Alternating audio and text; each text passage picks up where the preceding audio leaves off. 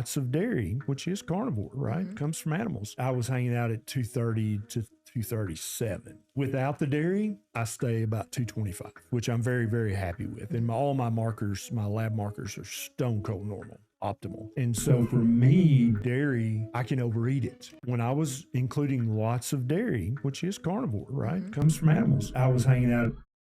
So yeah, that's what I was saying earlier with my stuff too, is when I'm eating dairy, I find it triggers my insulin resistance and kicks me out of ketosis all the time. It's not even that I can overeat it or overdo myself with it.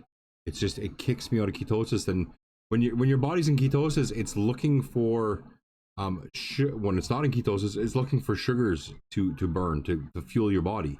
And when you're in ketosis, it's looking for fats. And it's just burning your body weight, and it's burning stuff like that on you. So that's why it's good not to let it trick itself into stuff like that, which, you know, it happens, right? We're just going to scroll through a couple of different videos. This morning I had 1 pound of bacon for breakfast. Do you know why? Because I'm an adult and I can. It's also very nutritious for you. Absolutely. Nothing is better than bacon. This morning I had 1 pound of bacon for breakfast. Do you know why? Because bacon is really healthy for you. The salts are good to keep you hydrated. We're taught a lot of different mixed up stuff when it comes to salts and stuff, saying that it dehydrates you and stuff like that. But if you're eating Celtic salts and stuff like that in your water, it actually helps you stay hydrated, especially on a carnivore diet. So adding foods like the healthy fats from a bacon, mind you, make sure you get clean bacon and make sure it has no sugars and extra stuff in it. There's a lot of bacons that have sweeteners and other garbage. That's my only gif on it. Goldfish, juice box. here's a Goldfish, juice boxes. Cookies, all the food groups. Goldfish. Absolutely not. And that's the problem. That's just a random commercial that come up when we're going through all this carnivore stuff, and it's telling you to buy cookies and crackers and all the shit you don't fucking need. It's a marketing ploy by big food companies to keep you fat and keep you buying the addicted stuff, right? So I don't know. See what else we got here. Here's a typical day of eating for a high-fat 4-year-old. I love this girl, steak and butter gal. Lots of cold butter, delicious. Very good influence in my stuff in the beginning. Soft-boiled eggs. What did you eat today? But soft-boiled eggs aren't a thing that I personally like. When I first started the carnivore diet, I was always into the steak and eggs and dipping my steak into the eggs, and I loved it.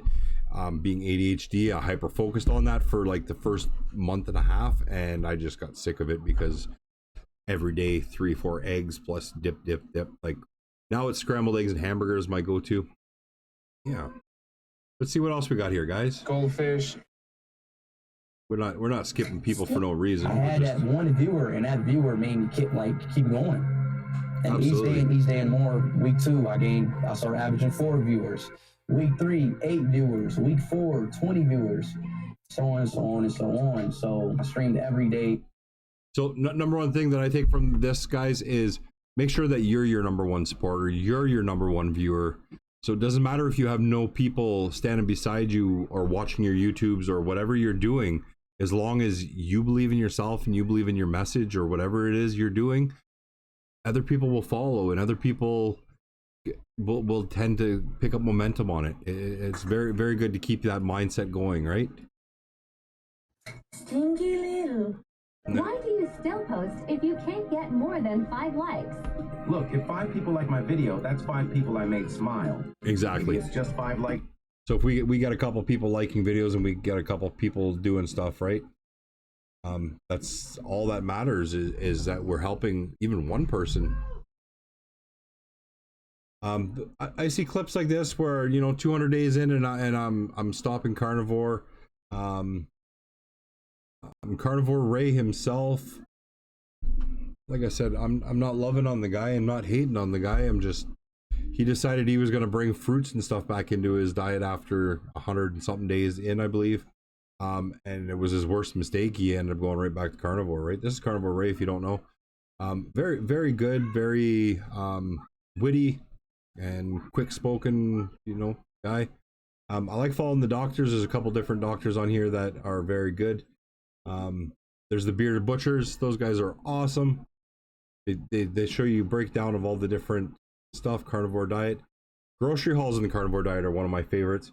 I get asked all the time, it must be really expensive being on a carnivore diet. And I'm like, not really. Because you're not buying all the other unnecessary stuff. You're not buying the bread and the pastas and the sauces and all the condiments and all that. Like, so your grocery bill is cut in a third instantly because you don't have to buy all that stuff. You know what a box of cereal costs nowadays? It's like, up here in Canada, like, we live in a small town, like, we're paying $7 or $8 for a box of cereal on sale, lucky $4, you know? So, like, I try not to buy stuff like that especially for my kids. Like I said, their behavior and stuff is totally opposite. Like, commercials on YouTube are insane, but see what we can get. Grocery shopping in the carnivore diet. Let's make it cost effective. One of the biggest claims I see in my comments is that Ray carnivore is so expensive. How could anybody do it? Right, well, and that's what I was just saying, right?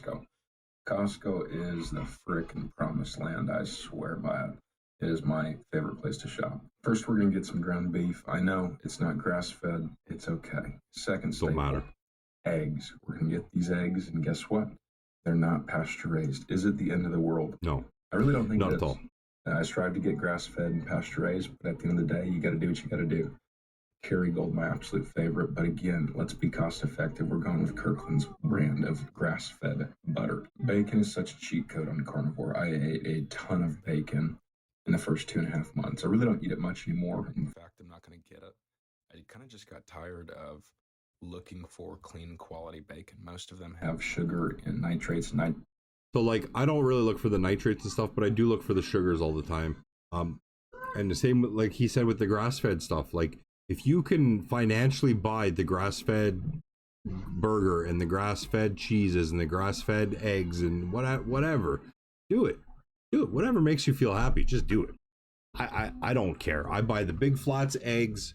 At No Frills, they're like $10 for, I think, 20 eggs, or 18 eggs, 18 or 20 eggs, 24 eggs, something like that, big flat.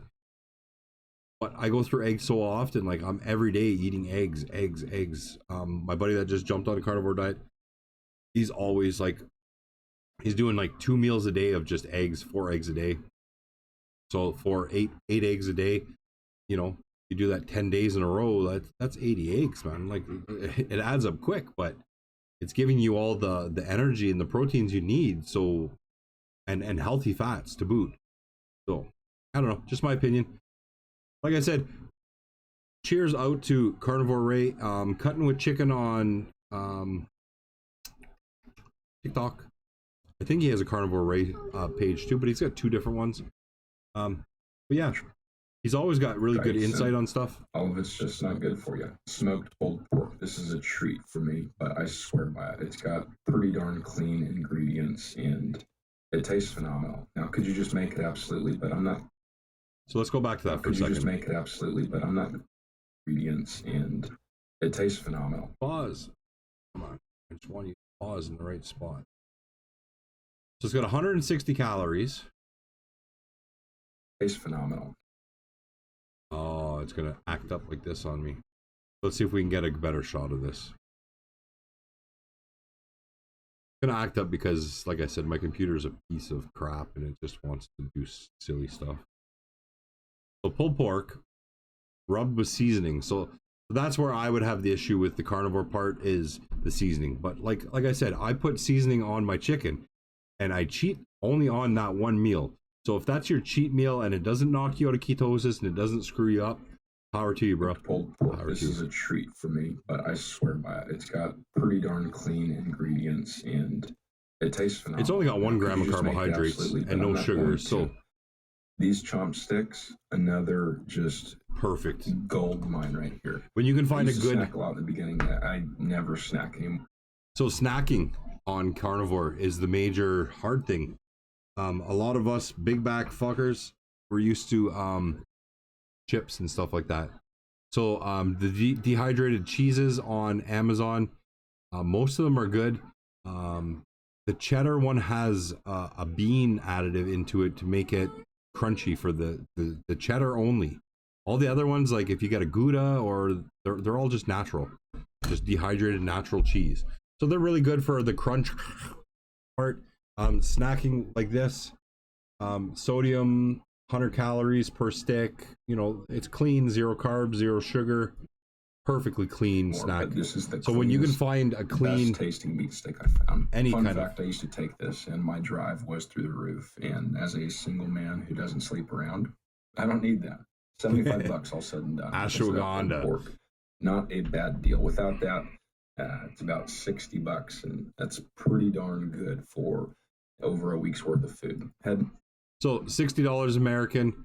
Even if we doubled that up and said in Canada we're looking at $100 or $120 for a week's worth of food, that's cheap for what I'm used to, because like I've had a family of 4 kids up to a family of 6 kids. $1,000 a month or more in groceries, like that's $250 a week. You know what I mean? So at 125, I'm half of my normal grocery bill. Keep in mind, I still got to buy some extra stuff for the kids because they still eat hot dogs and they still eat stuff like that. I eat just the meat part of it, but I don't have to eat any of the other parts, right? Just an idea. Like I said, I like this idea of just popping through a couple videos and getting a couple good ideas. I just wanted to point out a couple of my influencers on what influenced me to be where I'm at. It is what it is, right? Like, it's good. It's good. So if you want to like, share, and follow, guys, for more, I'll always have more to put up. We'll do some more reaction videos, I guess, type of thing, onto other influencers in the future. And that's just some cool ideas of different things and different whys and hows. Like I said, guys, follow the other people that we did mention in this live. Follow me, Carnivore Dad. You can follow me on Facebook, on YouTube, and on TikTok. TikTok, you can follow me at j.foisey.